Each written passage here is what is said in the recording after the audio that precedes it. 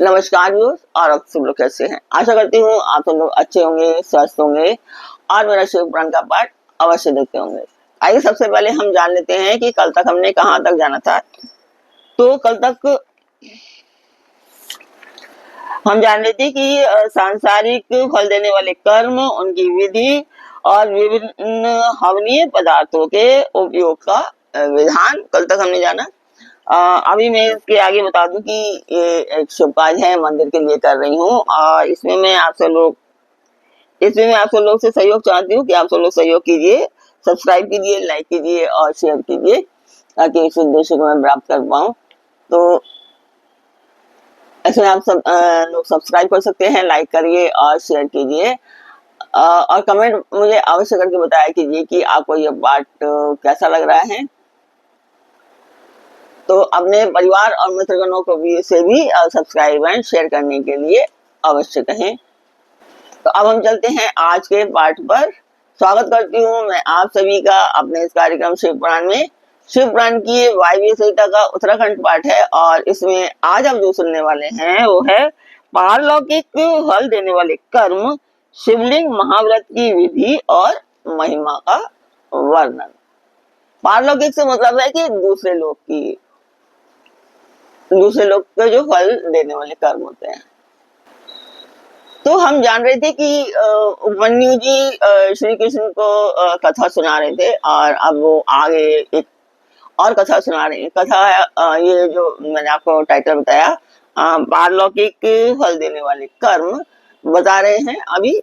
तो वो कहते हैं कि यदुनंदन, अब मैं केवल परलोक में फल देने वाले कर्म की और दूसरे लोक में फल देने वाले कर्म की विधि बताऊंगा। तो तीनों लोकों में इसके समान दूसरा कोई कर्म नहीं होता। यह विधि अतिशय पुण्य से युक्त है और संपूर्ण देवताओं ने इसका अनुष्ठान किया है। ब्रह्मा, विष्णु, रुद्र, इंद्रादि, लोकपाल, सूर्य आदि नवग्रह, विश्वामित्र और वशिष्ठ आदि ब्रह्मवेत्ता महर्षि, श्वेत, अगस्त्य, दधीचि तथा हम सरी के शिव भक्त, नंदीश्वर, महाकाल और भृंगीश आदि, गणेश्वर, पातालवासी, दैत्य, शेष आदि महानाग, सिद्ध, यक्ष, गंधर्व, राक्षस, भूत और पिशाच, इन सब ने अपना अपना पद प्राप्त करने के लिए इस विधि का अनुष्ठान किया है। इस विधि से सब देवता देवत्व को प्राप्त हुए हैं। इस विधि से ब्रह्मा को ब्रह्मत्व की प्राप्ति हुई है, विष्णु को विष्णुत्व की, रुद्र को रुद्रत्व की, इंद्र को इंद्रत्व की और गणेश को गणेशत्व की प्राप्ति हुई है।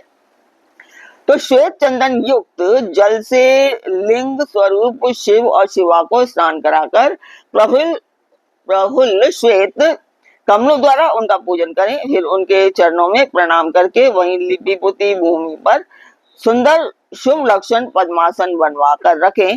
धन हो तो अपनी शक्ति के अनुसार सोने या रत्न आदि का पद्मासन बनवाना चाहिए।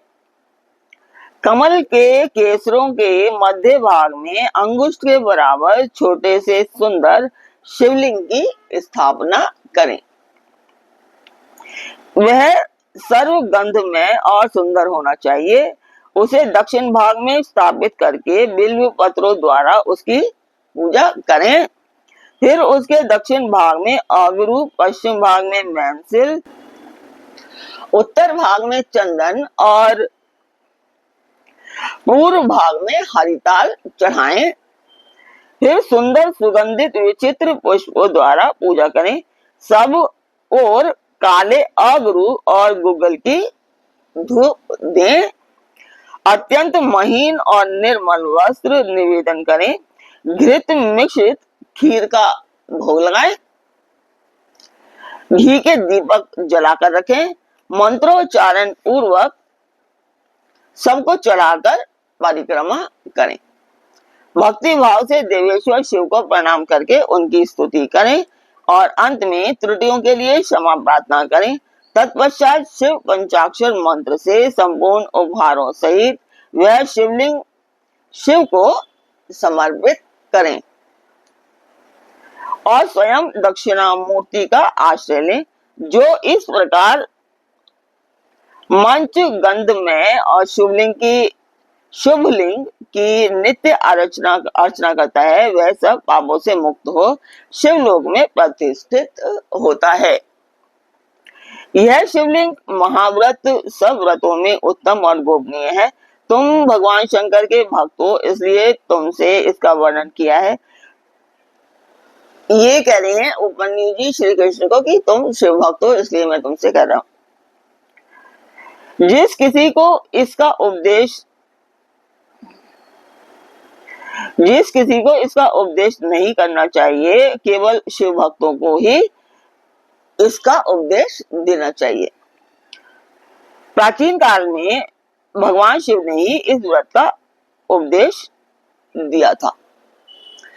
तो ये कह रहे हैं कि मतलब हर एक किसी को इस व्रत का उपदेश नहीं देना चाहिए, जो शिव भक्त हो उन्हीं को देना चाहिए। तो आगे कहते हैं कि तदनंतर लिंग की कारण रूपता तथा लिंग प्रतिष्ठा एवं पूजा की व्याख्या करके उपमन्यु ने कहा कि यदुनंदन, यदि कोई स्थापित शिवलिंग न मिले तो शिव के स्थानभूत जल, अग्नि, सूर्य तथा आकाश में भगवान शिव का पूजन करना चाहिए। तो इस तरह से उन्होंने पूजन करने की विधि बताई। आशा करती हूँ आपको मेरा पाठ अच्छा लग रहा होगा, शिव पुराण अच्छी लगती होगी।